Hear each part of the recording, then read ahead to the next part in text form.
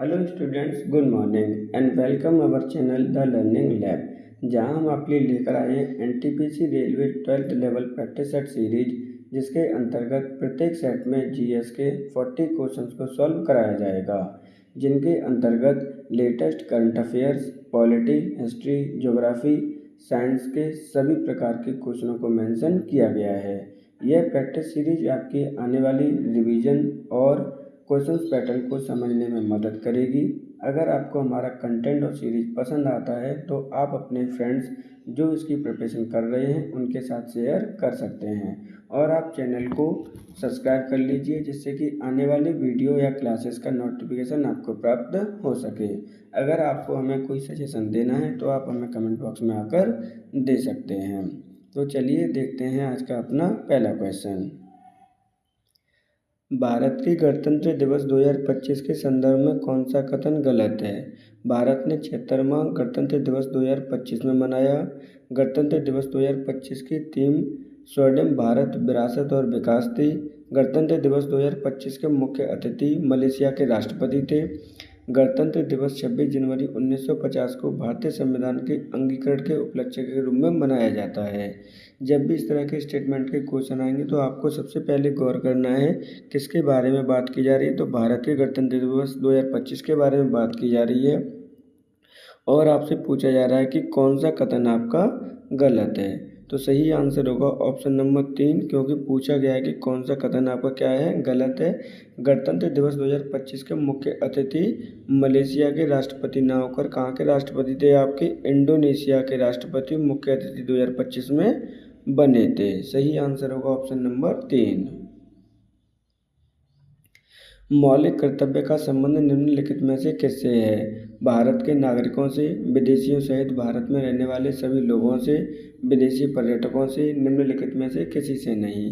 तो देखिए क्वेश्चन में पूछा गया है कि मौलिक कर्तव्य के संबंध में कौन सा कथन आपका सही है या फिर किससे इसका संबंध है।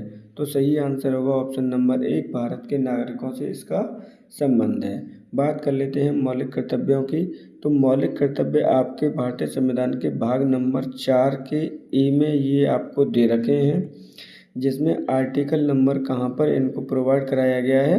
तो आर्टिकल नंबर आप जैसे 51 का ए पढ़ेंगे वहाँ पर आपको 11 मौलिक कर्तव्य आपको मिल जाएंगे। मौलिक कर्तव्य से संबंधित है कि भारत में रहने वाले जो भारतीय नागरिक हैं उनके कुछ कर्तव्य हैं, जैसे राष्ट्रीय गान का विश्व धरोहर है हमारी, राष्ट्रीय लोकगीत है, उनको आदर से सम्मानित करना है। जितने भी हमारे इतिहासकार हैं, चाहे हमें आज़ादी दिलाने वाले लोग हों, उनको हमें आदर करना है। जब भी भारत पे कोई विपदा पड़ेगी तो भारत को जब भी इसकी ज़रूरत पड़े तो नागरिकों को स्वयं खड़े होकर उसकी हेल्प करने के लिए अपने आप को तैयार करना है। तो आपको ऑप्शन सही आंसर होगा भारत के नागरिकों से मौलिक कर्तव्य संबंध है, जो कि भाग नंबर कहाँ पे दे रखे हैं? भाग नंबर आपके 4 में दे रखे हैं। आर्टिकल नंबर 51 का ए में दे रखा है, जिनकी संख्या आपकी टोटल 11 है। सही आंसर होगा ऑप्शन नंबर 1। ऐतिहासिक लखनऊ समझौते के निर्माता तथा वियतनाम होने के लिए हिंदू मुस्लिम एकता के राजदूत की उपाधि से किसे सम्मानित किया गया था? सर सैयद अहमद खान, फजल उल हक, सैयद मोहम्मद शरीफुद्दीन कादरी, मोहम्मद अली जिन्ना। तो देखिए क्वेश्चन में क्या बोला गया है, लखनऊ समझौता के निर्माता और वियतनाम हिंदू मुस्लिम के एकता के राजदूत की उपाधि किसे प्रदान की गई थी या किसे सम्मानित किया गया था? तो सही आंसर होगा ऑप्शन नंबर 3, मोहम्मद अली जिन्ना को। बात कर लेते हैं लखनऊ समझौता।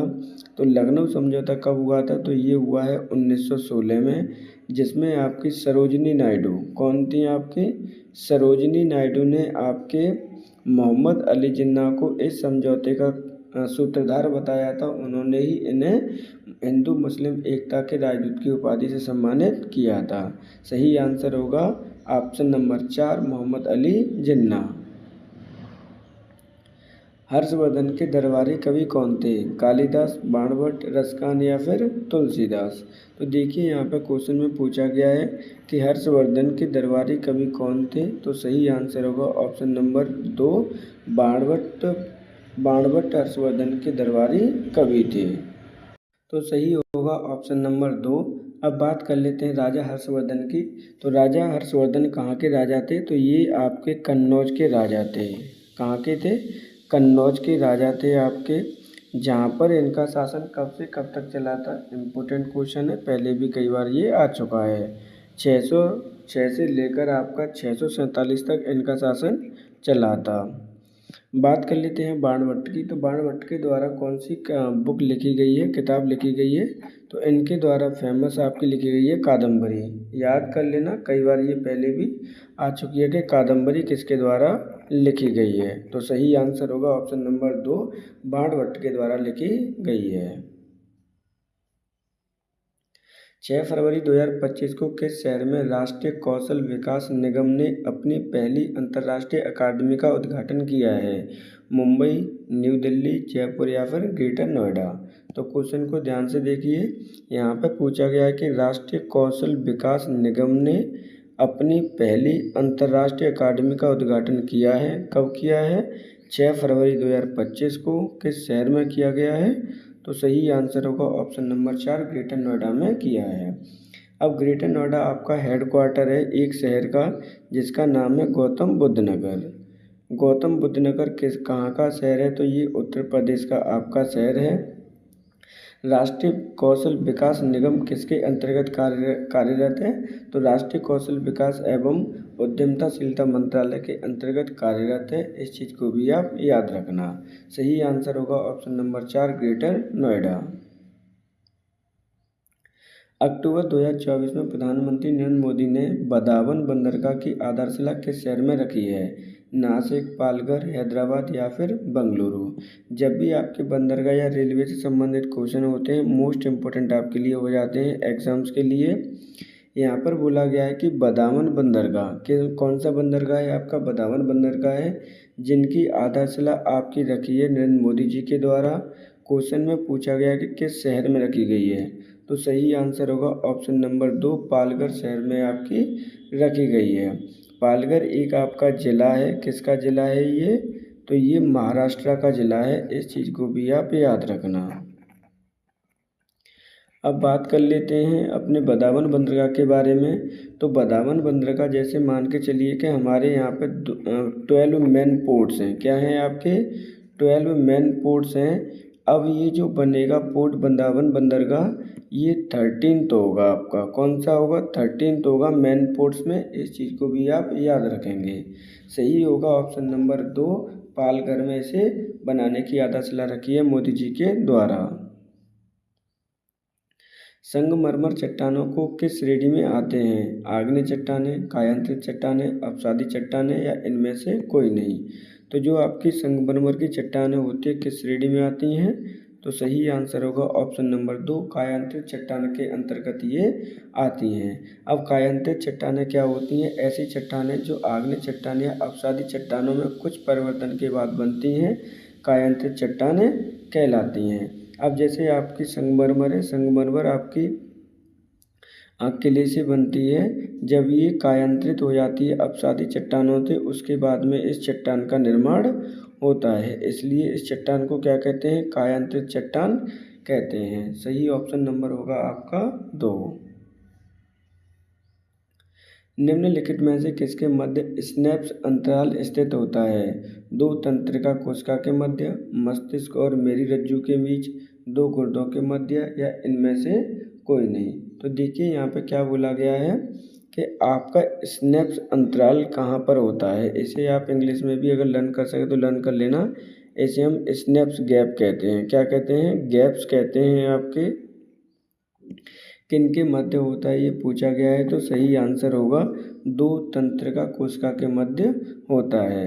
मतलब 2 न्यूरॉन्स के मध्य में होगा ये आपका। इस चीज़ को भी आप लर्न कर लेना, क्योंकि यहाँ से पहले भी क्वेश्चन कई बार आपका आ चुका है। 2 न्यूरॉन्स के मध्य में जो गैप होता है उसे स्नैप गैप्स कहते हैं।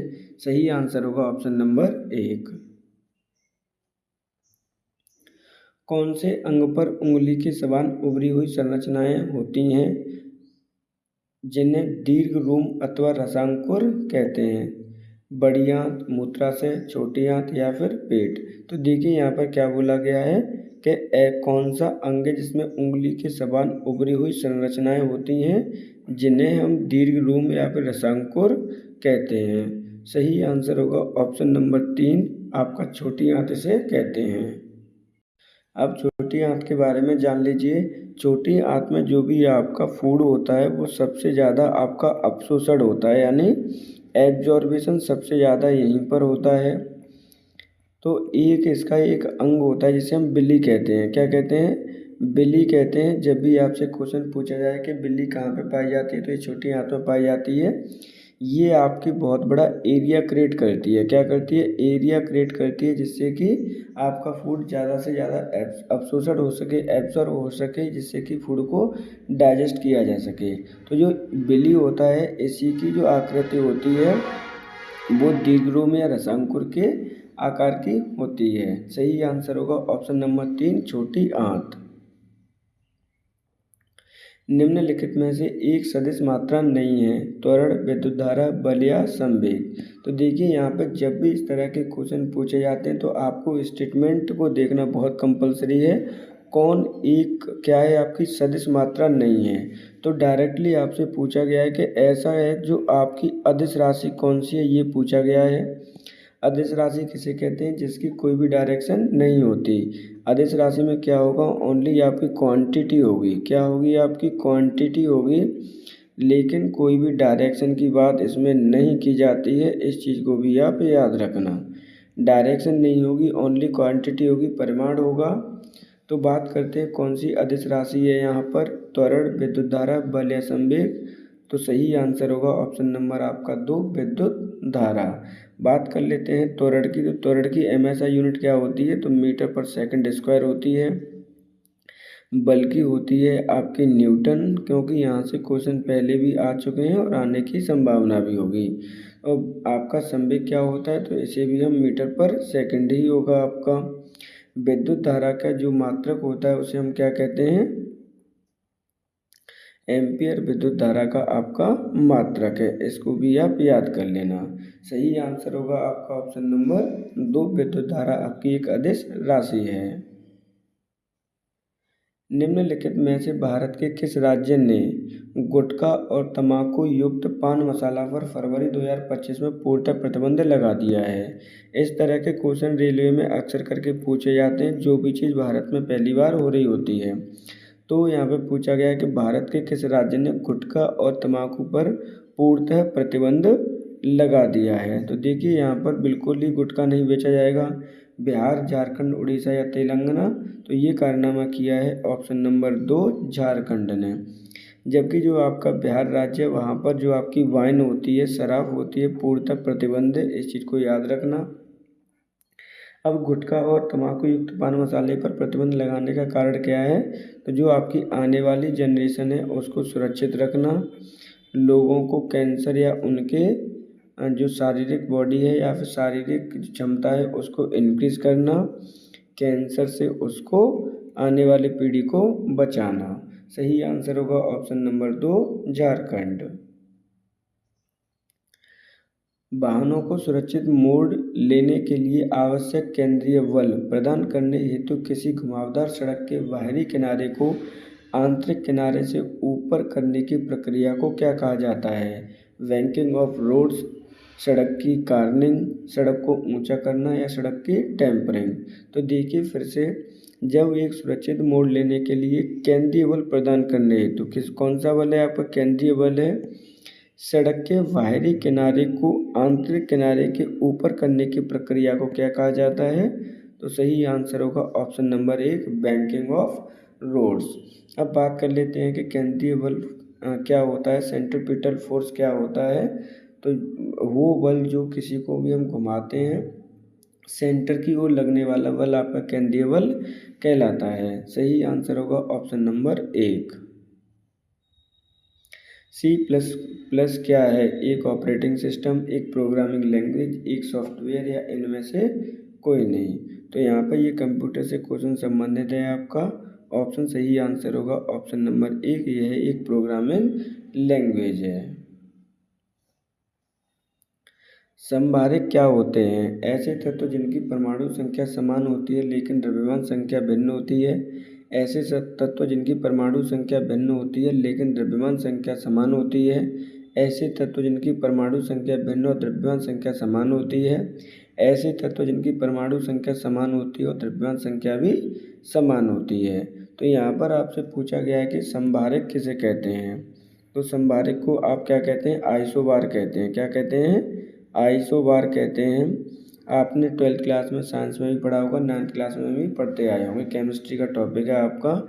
तो ऐसे तत्व जिनका परमाणु क्रमांक असमान होता है जबकि द्रव्यमान संख्या आपकी समान होती है उसे हम समभारिक कहते हैं। अब देख लीजिए कौन सा आंसर इसमें सही होगा, जिसमें परमाणु संख्या तो भिन्न होगी लेकिन आपकी द्रव्यमान संख्या क्या होगी?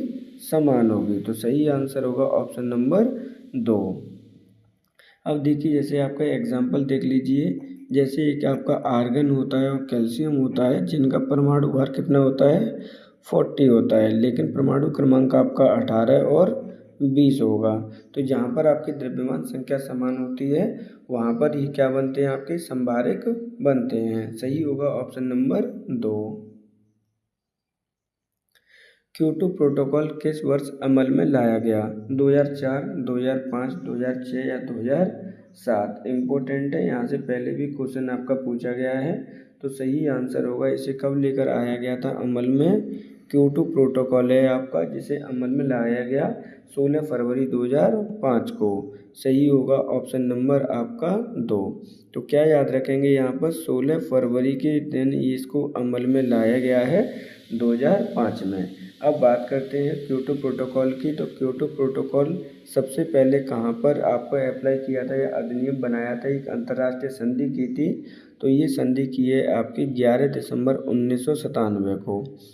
अब ये क्योटो कहाँ पर है? तो क्योटो आपका एक जापान का शहर है जिसके नाम पर इसका नाम रखा गया है। यहाँ पर एक ये अंतर्राष्ट्रीय संधि है जिसे अमल में लाया गया है 2005 में। सही आंसर होगा ऑप्शन नंबर आपका 2। भारतीय निर्वाचन आयोग के संदर्भ में कौन सा कथन गलत है? जब भी इस तरह के स्टेटमेंट वाले क्वेश्चन आते हैं तो पहले आपको ये देखना होता है कि कथन में पूछा गया है। कथन में पूछा जा रहा है कि कौन सा कथन आपका गलत है। तो भारतीय निर्वाचन आयोग की स्थापना 25 जनवरी 1950 को हुई है, बिल्कुल सही है। यह एक स्थायी संवैधानिक निकाय है, बिल्कुल ठीक है। इसका विवरण भारतीय संविधान के अनुच्छेद नंबर 224 में किया गया है। इसका मुख्य चुनाव आयुक्त का जो नियुक्ति होती है राष्ट्रपति महोदय जी के द्वारा की जाती है। तो पूछा गया था कथन कौन सा गलत है? तो ऑप्शन सही होगा ऑप्शन नंबर 4, क्योंकि इसका विवरण 224 में ना देकर किस में दे रखा है? 324 में दे रखा है। इसकी स्थापना 25 जनवरी 1950 को हुई है, इसलिए आपका राष्ट्रीय मतदाता दिवस क्या है आपका? याद कर लेना, कई बार पहले भी पूछा गया है।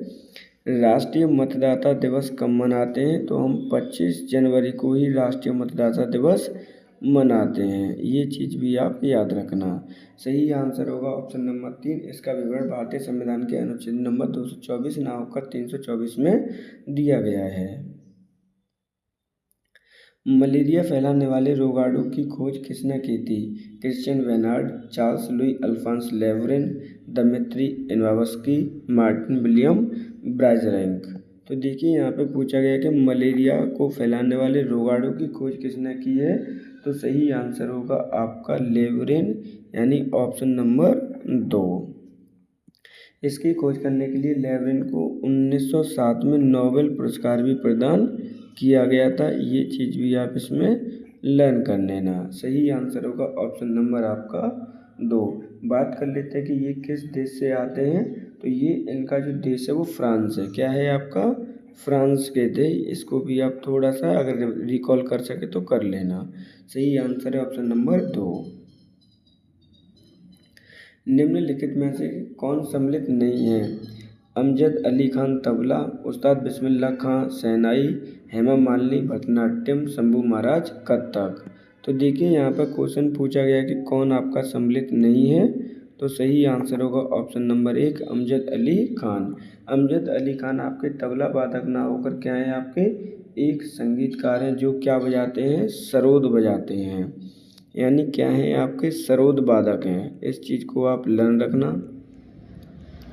अब बात कर लेते हैं आपके अमजद अली खान के बारे में। तो अमजद अली खान एक आपके संगीत के परिवार से आते हैं जिनको भारत सरकार ने 2001 में कौन सा पुरस्कार प्रदान किया है, पद्म विभूषण किया है। इस चीज़ को आप लर्न रखना, क्योंकि अक्सर करके रेलवे में इस तरह के क्वेश्चन आपके पूछे ही जाते हैं। सही आंसर होगा option number 1। The Gita for children नामक पुस्तक के लेखक कौन हैं? पूजा चंगाईवाला, रुचिरा गुप्ता, प्रियंका मुखर्जी या फिर रूपा पाई। तो देखिए यहाँ पे क्या बोला गया है, द गीता फॉर चिल्ड्रन नामक पुस्तक लिखी गई है जिसके आपको पूछा गया है कि कौन इसके राइटर हैं।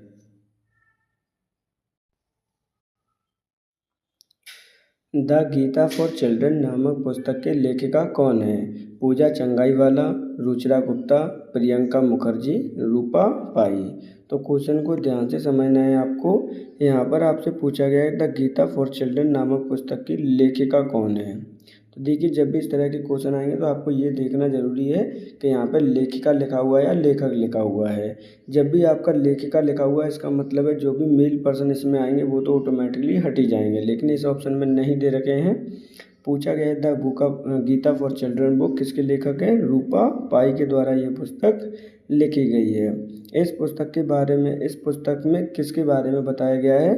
तो जो आपके हिंदुओं की पवित्र बुक है गीता के बारे में इसमें बताया गया है कि गीता बच्चों को क्यों पढ़नी चाहिए। इम्पोर्टेंट बुक है, धार्मिक पुस्तक है अपने हिंदू समाज के लिए। सही आंसर होगा ऑप्शन नंबर 4 रूपा पाई।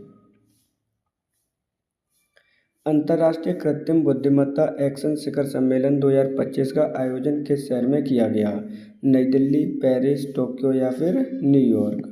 तो देखिए यहाँ पे क्या बोला गया है, अंतर्राष्ट्रीय कृत्रिम बुद्धिमत्ता एक्शन शिखर सम्मेलन 2025 का आयोजन किस शहर में आपका किया गया है? सही आंसर होगा ऑप्शन नंबर 2 पेरिस शहर में किया गया है। पेरिस किसकी राजधानी है? तो इसकी राजधानी है आपकी फ्रांस देश की, जहाँ पर 2025 में इसका आयोजन किया गया। भारत का नेतृत्व किसने किया था? तो भारत का नेतृत्व आपके मोदी जी ने इस शिखर सम्मेलन में किया है। जबकि जो इम्पोर्टेंट पॉइंट है वो है 2026 कि इसका जो आयोजन है 2026 में कहाँ पर किया जाएगा? तो 2026 में आयोजन किया जाएगा भारत में, इसलिए ये इम्पोर्टेंट पॉइंट हो जाता है आपके लिए। जो कृत्रिम बुद्धिमत्ता है इसे अपन AI एक्शन भी कहते हैं। क्या कहते हैं? AI आर्टिफिशियल इंटेलिजेंस एक्शन शिखर सम्मेलन 2025 के नाम से भी जाना जाता है। सही आंसर होगा ऑप्शन नंबर 2। किसके शासनकाल में भारत में पहली बार डाक टिकट जारी किए गए थे?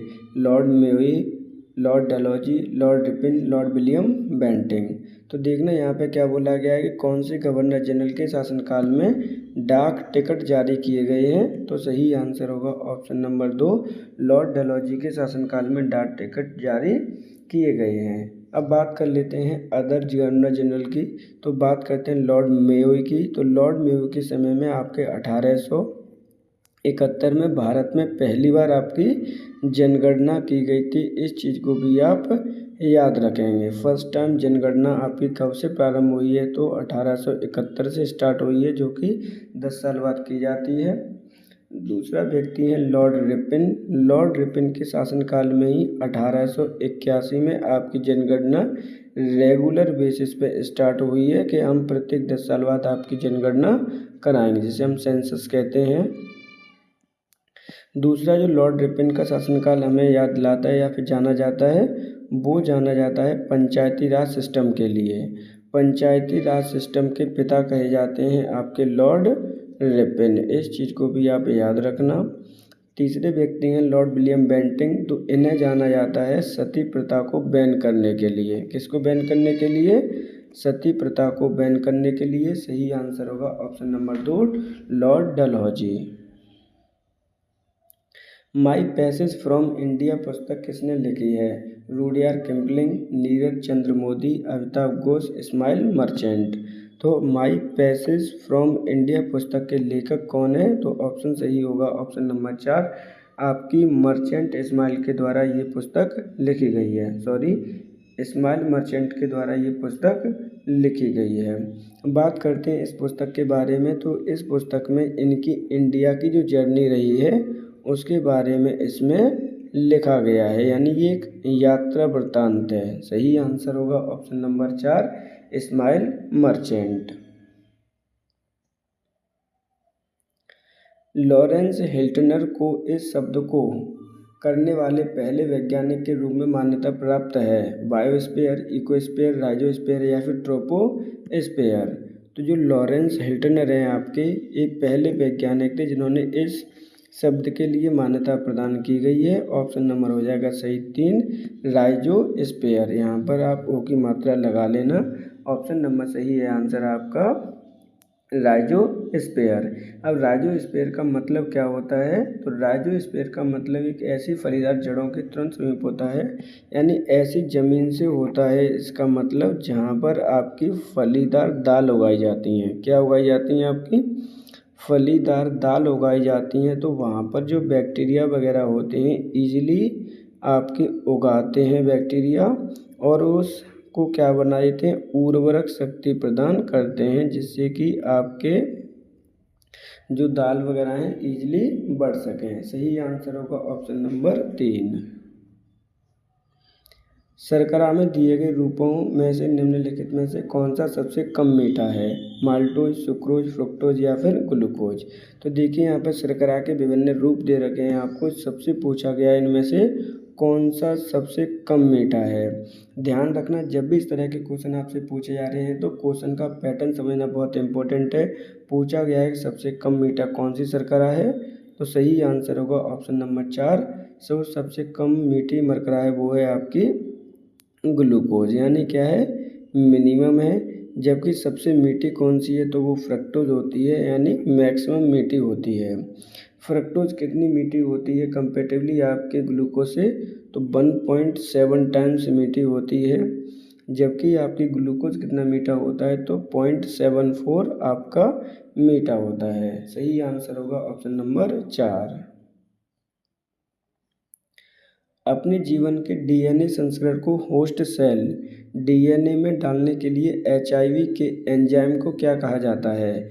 लाइपेज, माइलेज, हेलिकेज या फिर इंटीग्रेट। देखिए ये बायोलॉजी का क्वेश्चन है और आपकी बायोलॉजी पहले भी कई बार आ चुकी है। इसी तरह के क्वेश्चंस आपके आते हैं क्योंकि ये आपका रेलवे का टेस्ट है। यहाँ पर डीएनए संस्करण के होस्ट सेल में डीएनए में डालने के लिए एचआईवी के एंजाइम को क्या कहा जाता है?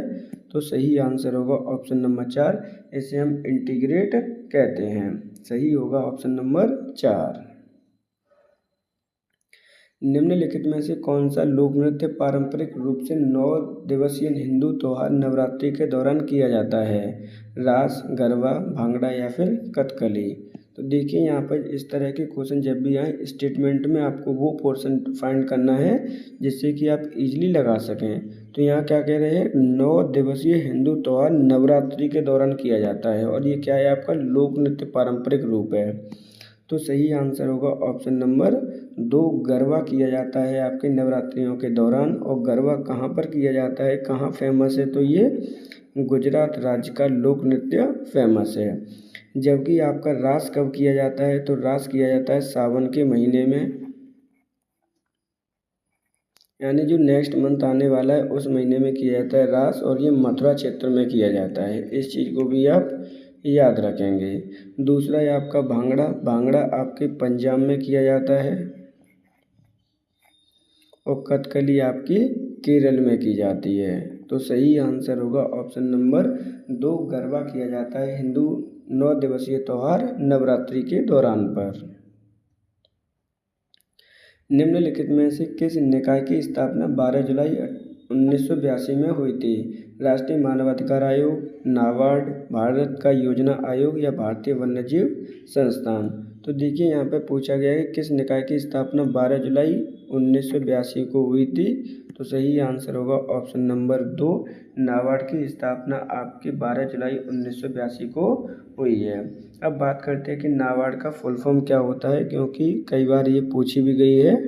तो जो आपकी नाबार्ड है वो एक बैंकिंग है जो रूरल एरिया के लिए वर्क करती है। इसकी फुल फॉर्म होती है आपकी national banking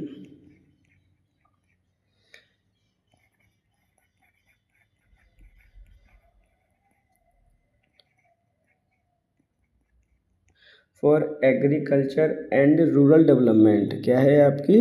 and rural development. इस चीज़ को भी आप याद रखना, क्योंकि कई बार इसकी फुल फॉर्म भी पूछी गई है।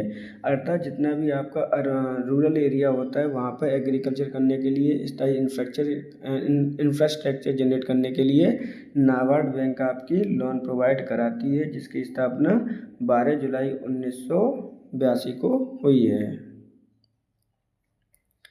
फरवरी 2025 में किस कंपनी ने प्रोजेक्ट वाटरवर्थ शुरू करने की योजना की घोषणा की है? मेटा, एप्पल, माइक्रोसॉफ्ट या फिर रिलायंस। तो देखिए कौन सी प्रोजेक्ट है आपका वाटरवर्थ प्रोजेक्ट स्टार्ट करने की शुरुआत की गई है, किस कंपनी के द्वारा की गई है? तो सही आंसर होगा ऑप्शन नंबर 1, मेटा के द्वारा इसकी शुरुआत करने की घोषणा की गई है। मेटा कंपनी को इससे पहले किस नाम से जाना जाता था? तो मेटा कंपनी को इससे पहले फेसबुक के नाम से जाना जाता है। इस चीज़ को आप याद रखेंगे। जो फेसबुक है उसके आपके सीईओ कौन है? तो मार्क जकरबर्ग। इनको तो आप अच्छी तरह जानते ही होंगे। तो मार्क जुकरबर्ग इसके स्टैबलिश किए हैं या फिर इसके सीईओ हैं फेसबुक के, जिसे हम आधुनिक समय में मेटा के नाम से जानते हैं। इसके अंतर्गत इन्होंने स्टार्ट किया है प्रोजेक्ट वाटर वर्थ। इसके अंतर्गत क्या किया जाएगा कि अंडर वाटर आपकी केबलिंग की जाएगी, यानी अंडर वाटर आपकी क्या है, आपकी नेटवर्क केबल को बिछाया जाएगा। ये आप ध्यान रखना, मेटा के द्वारा इसको स्टार्ट किया गया है। सही आंसर होगा ऑप्शन नंबर 1। अणु का गठन करने वाले परमाणुओं की संख्या को क्या कहा जाता है? परमाणविक संख्या, आइसोटॉप्स, द्रव्यमान संख्या या फिर परमाणविकता। तो देखिए यहाँ पर अणु का गठन करने वाले परमाणुओं की संख्या को क्या कहा जाता है? सही आंसर होगा ऑप्शन नंबर 4, परमाणविकता कहा जाता है अणु को गठन करने वाले अणुओं की संख्या को। इम्पोर्टेंट क्वेश्चन है, पहले भी ये क्वेश्चन आया हुआ है। सही आंसर होगा ऑप्शन नंबर 4।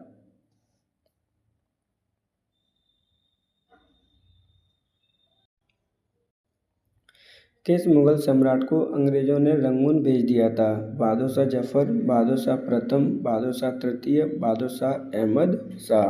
तो देखिए यहाँ पे क्या बोला गया है, किस मुगल सम्राट को अंग्रेजों ने रंगून भेज दिया था? तो सही आंसर पहले देख लेते हैं। सही आंसर होगा बहादुर शाह जफर। बहादुर शाह जफर को मुगल सम्राट को रंगून भेज दिया था अंग्रेजों ने। रंगून आधुनिक समय पर कहाँ पर है? तो रंगून आधुनिक समय में आपका म्यांमार में है। एक पॉइंट ये। दूसरा है आपका बहादुर शाह जफर को रंगून क्यों भेज दिया गया था? क्योंकि इन्होंने 1857 में भारत का नेतृत्व किया था, इसलिए इनको रंगून भेज दिया गया था। बहादुर शाह जफर आपके अंतिम मुगल सम्राट थे, इस पॉइंट को भी आप याद रखना। अंतिम मुगल सम्राट रहे हैं आपके बहादुर शाह जफर, जिन्होंने आपके 1857 की क्रांति में भारत का प्रतिनिधित्व किया था या फिर दिल्ली का प्रतिनिधित्व किया था। बात करते हैं इनकी मृत्यु कब हुई थी? तो इनकी मृत्यु यानी डेथ आपकी 7 नवंबर 1862 में इनकी डेथ हो गई थी। इस चीज़ को भी आप याद रखना। सही आंसर होगा ऑप्शन नंबर 1, बहादुर शाह जफर। किस प्रकार की गति के लिए दूरी समय ग्राफ एक सीधी रेखा नहीं होती और किसी भी प्रकार का वक्र हो सकती है? एकरूप गति, वृत्तीय गति, असमान गति या फिर रेखीय गति। तो देखिए यहाँ पे क्या बोला गया, दूरी और समय ग्राफ एक सीधी रेखा नहीं होती, तो वो किस प्रकार की गति में नहीं होती है? तो सही आंसर होगा ऑप्शन नंबर 3, असमान गति, इर्रेगुलर मोशन। अब मान के चलिए कि यहाँ पर एक ग्राफ ड्रॉ कर रहे हैं जहाँ पर आपका ये टाइम है और दूसरी तरफ आप डिस्टेंस ले लीजिए, ये 0 है। जब आपकी असमान गति होगी तो इस प्रकार का आपका ग्राफ बनता है। सही आंसर होगा ऑप्शन नंबर 3। ध्वनि के लिए लागू इंफ्रासोनिक शब्द नीचे दिए गए ध्वनि तरंगों को दर्शाता है। 200 हर्ज, 20,000 हर्ज, 20 हर्ज या फिर 0 हर्ज। तो देखिए यहाँ पर डायरेक्टली आपसे पूछा गया है कि ऐसी कौन सी ध्वनियाँ होती हैं जिन्हें हम इंफ्रासोनिक कहते हैं। इम्पोर्टेंट है आपका। तो ऐसी ध्वनियाँ जिनकी आपकी जो ध्वनि होती है 20 या 20 से नीचे जो होते हैं उन्हें हम कहते हैं इंफ्रासोनिक, आपकी इंफ्रासोनिक ध्वनियाँ कहते हैं या फिर साउंड कहते हैं। अब ये जनरेट कहाँ होती हैं? तो जनरेट जब आपका अर्थक्वेक वगैरह आते हैं उस समय ये जनरेट होती हैं आपकी, या फिर वॉल्केनो इरेप्शन होता है उस समय जनरेट होती हैं आपकी। यानी भूकंप का आना और ज्वालामुखी का फटना उस समय जो कंपन होता है उससे जनरेट होने वाली ध्वनियाँ वो क्या कहते हैं? इंफ्रासोनिक कहते हैं, जिनकी आवृत्ति 20 हर्ट्ज या उससे लगभग होती है। सही आंसर होगा ऑप्शन नंबर 3। निम्नलिखित में से कौन सम्मिलित है? तो देखिए यहाँ पर क्या पूछा गया है, इनमें से कौन सा सम्मिलित है। एक तरफ गवर्नर दे रखे हैं, दूसरी तरफ आपको शासनकाल दे रखा है। लॉर्ड हेस्टिंग्स 1786 से 93, लॉर्ड कॉर्नवालिस 1772 से 1785, सर जॉन सूर 1798 से 1805, लॉर्ड रिपन 1880 से लेकर 84। तो आपसे पूछा गया था कौन सम्मिलित है। सही आंसर होगा ऑप्शन नंबर 4। लॉर्ड रिपन का जो शासनकाल रहा है वो आपके 1880 से लेकर 1884 के बीच में रहा है, जबकि लॉर्ड हेस्टिंग्स का जो शासनकाल रहा है वो 1772 से लेकर 1785। लॉर्ड कॉर्नवालिस का जो समय रहा है वो 1786 से लेकर 1793 तक रहा है आपका।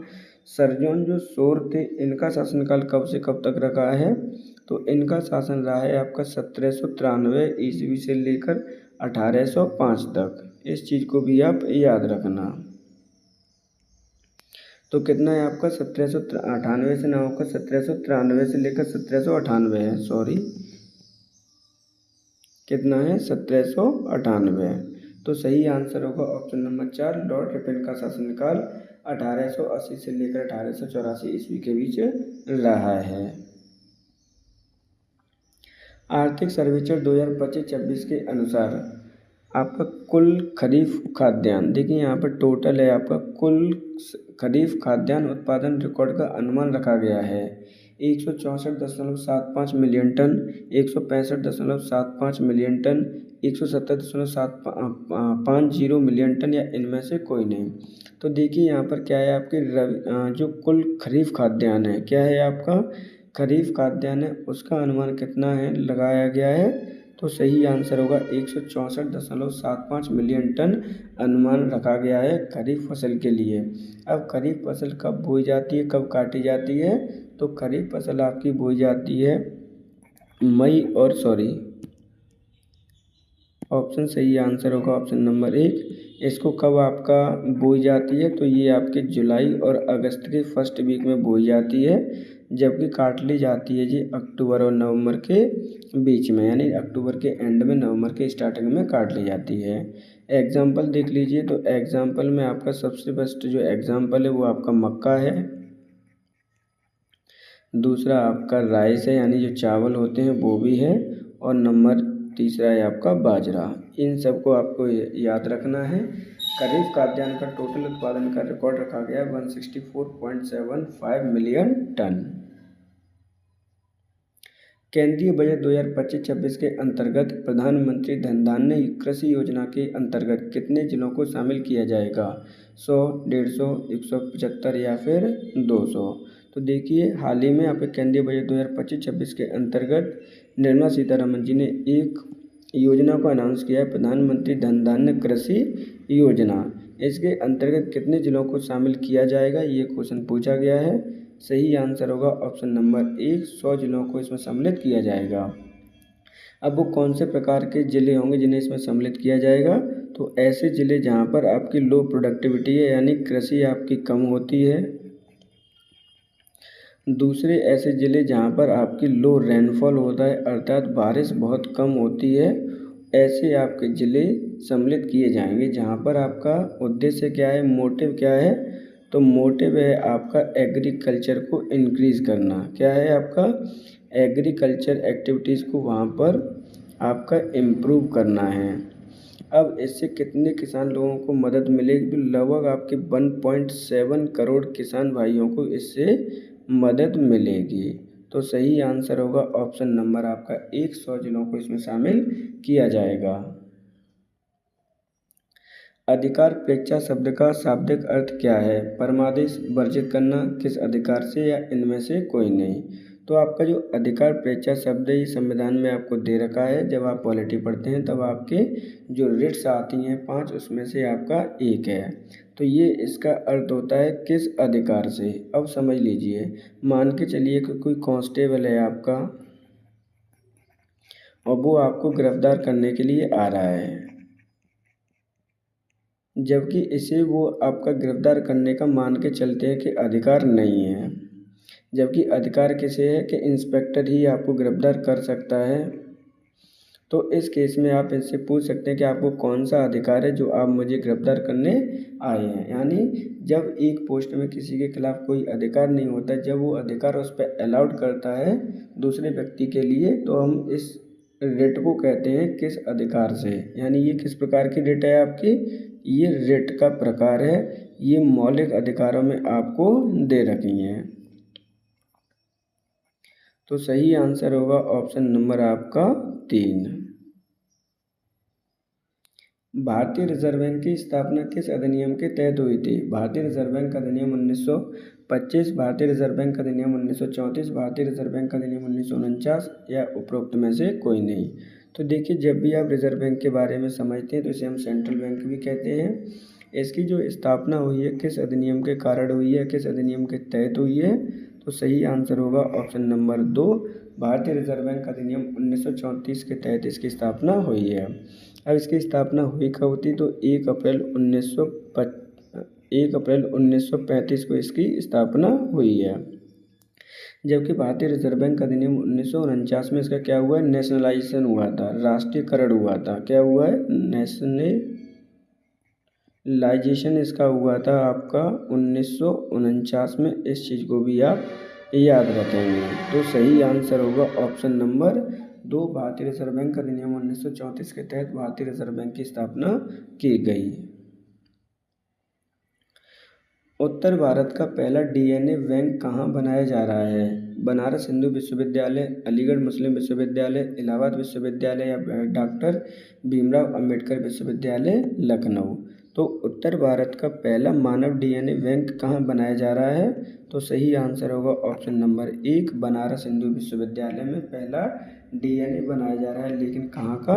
नॉर्थ इंडिया का। जब कोई भी चीज़ पहली बार होती है तो रेलवे के लिए वो इम्पोर्टेंट हो जाती है। इसका हम शॉर्ट फॉर्म में BHU भी कहते हैं। जिसकी स्थापना कब हुई है आपकी? जिसकी स्थापना आपकी 1916 में ईस्वी में हुई है, पंडित मदन मोहन मालवीय जी के द्वारा। तो इस चीज़ को भी आप याद रखना। सही आंसर होगा ऑप्शन नंबर 1, बनारस हिंदू विश्वविद्यालय। निम्नलिखित में से किसका शरीर सिर से पूंछ तक खंडित होता है? मोलास्का, आर्थोपेडा, एनेलिडा, या फिर निडेरिया। तो देखिए यहाँ पे क्या बोला जा रहा है, ऐसा कौन सा ग्रुप है जिसका शरीर सिर से लेकर पूंछ तक आपका खंडित होता है, अर्थात टूटा हुआ होता है। तो सही आंसर होगा ऑप्शन नंबर 4, ये आपका ग्रुप है निडेरिया। कौन सा ग्रुप रहेगा आपका? निडेरिया ग्रुप का जो शरीर होता है वो ऊपर से लेकर नीचे तक आपका डिवाइडेड होता है। तो सही आंसर है आपका, सही आंसर होगा आपका एनेलिडा। क्या है आपका? एनेलिडा। तो ये आपके कृत्रिम होते हैं। जैसे एग्जाम्पल अगर मैं आपको बताऊं तो आपने इनका नाम भी सुना होगा, रिंग बॉम हो गया आपका, जो केंचुए वगैरह होते हैं आपके, जिसमें आपका केंचुआ भी आता है। तो इनके शरीर आपके क्या होते हैं? खंडित होते हैं। सही आंसर होगा ऑप्शन नंबर आपका 3, एनेलिडा ग्रुप। केंद्रीय बजट 2025-26 के अंतर्गत सबसे अधिक बजट किस क्षेत्र को प्रदान किया गया है? तो यहाँ पे infrastructure, education, health and medical, या फिर एग्रीकल्चर। तो सबसे ज़्यादा जो केंद्रीय बजट 2025-26 के अंतर्गत बजट प्रदान किया गया है किस क्षेत्र को? तो सही आंसर होगा ऑप्शन नंबर 1, इंफ्रास्ट्रक्चर को सबसे ज़्यादा आपका पैसा दिया गया है। टोटल पैसे का कितने परसेंट इसमें दिया गया है? तो इसको दिया गया है 22%। अब अगर मैं पैसे की बात करूँ, रुपए की बात करूँ, तो कितना दिया गया है? 1,78,200 करोड़ रुपए इसको प्रदान किए गए हैं।